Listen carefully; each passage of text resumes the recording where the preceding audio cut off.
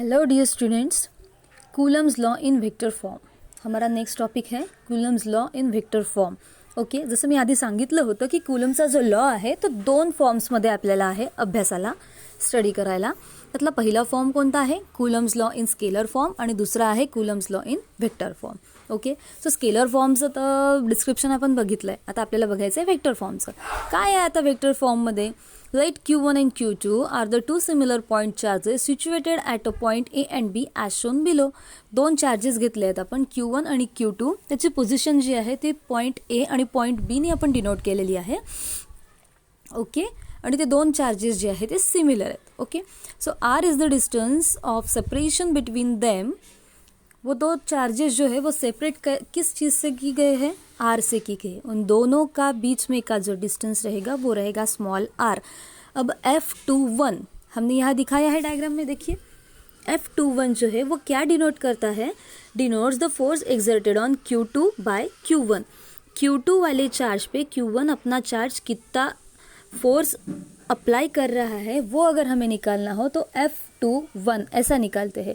जिस चीज़ पे force exert हो रहा है उसका नंबर हम पहले लेंगे और जो चीज़ फोर्स एक्सर्ट कर रही है उसका नंबर हम बाद में लेंगे.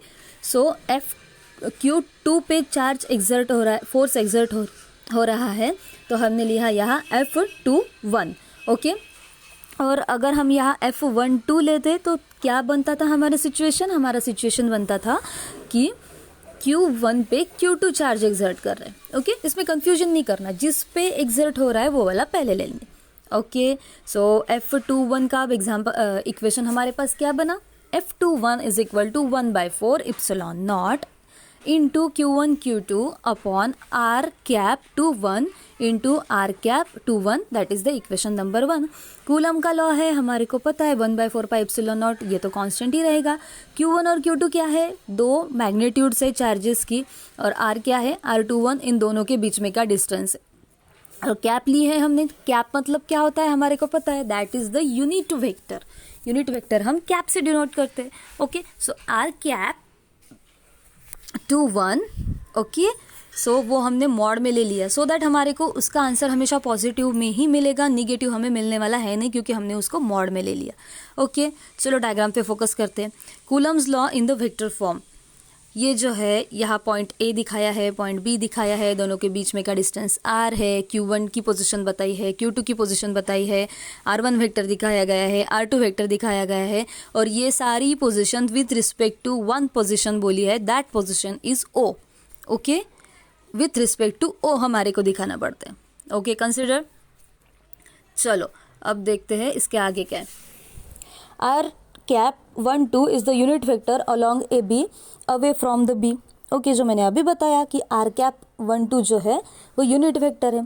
Similarly the force F12 exerted on Q1 by the Q2 is given by, जैसा मैंने बताया था कि जिसके ऊपर फोर्स एक्ट हो रहा वो हमें पहले लेना है, तो यहाँ डिनोट क्या किया गया है? F12 is equal to 1/4 pi epsilon naught into Q1 Q2 upon R12 mod का स्क्वायर एंड R कैप 12. ये मॉड क्यों लिया ये भी पता है. ओके, सो ये आ गया हमारा इक्वेशन नंबर 2. अब ये दोनों इक्वेशंस को अगर हम सॉल्व करेंगे तो हमारे को मिलेगा क्या? R cap 12 is the unit vector along B A away from the A acts on a Q1 at A and directed along the point A. Okay, वो क्या था? Directed along the point B था. अब ये रहा directed along the point A. The unit vector R12 and R21 are oppositely directed. अब ये जो डिस्टेंस हमने दिखाया है ये R12 लिखे या R21 लिखे, दोनों का मतलब भी सेम ही है, कुछ अलग डिस्टेंस तो है नहीं, सिर्फ एक ही डिस्टेंस, कौन किसके ऊपर फोर्स एक्ट करा इसी वजह से हमने उसको 21 और 12 ले लिया. तो हमारे को ये पता है कि दोनों जो फोर्स एक दूसरे पे एक्ट कर रहे हैं वो सिमिलर रहेगा लेकिन वो अपोजिट रहेगा. दैट्स वाई हमारे इक्वेशन में माइनस आया है. Okay, so R cap 12 is equal to minus R cap 21, hence F21 is equal to minus F12. Thus the two charges experiences force of equal magnitude and opposite in direction. Therefore ये जो forces है वो एक दूसरे पे similar ही equal ही force act करेंगे लेकिन उनका जो डायरेक्शन रहेगा वो अपोजिट रहेगा. Thus the two forces form an action reaction part. अब यहाँ क्या बन रहा है, एक्शन रिएक्शन पार्ट बन रहा है. हमारे को न्यूटन का थर्ड लॉ पता है, there is an for every action there is an equal and opposite reaction. Okay, यही होता है ये. Thus two forces from an action reaction pair as F21 and F12 act along the line joining the two charges, the electrostatic force is a central force. Okay, इस force को हम central force कहेंगे क्योंकि F21 और F12 जो है वो along the line exert होंगे. वो कुछ आड़े टेढ़े एग्जर्ट नहीं होने वाले एक दूसरे पे. वो जो एग्जर्ट होंगे वो सीधे लाइन में ही एग्जर्ट होंगे. दैट्स वाई हमने बोला है कि the line joining the charges, जो लाइन इन दोनों चार्जेस को ज्वाइन करिए उस लाइन के अलोंग ही ये फोर्सेस एक्ट होंगे. Okay, clear. तो अब Coulomb's law in vector form आपके ध्यान में आ गया. हमारे को कूलम्स लॉ पहले से पता है. हमने चार्जेस लिए, उनकी पोजीशन बताई, उनके बीच में का डिस्टेंस बताया. उसके बाद वो Q2 पे Q1 कितना फोर्स एक्ट कर रहा है उसका एक इक्वेशन लिखा.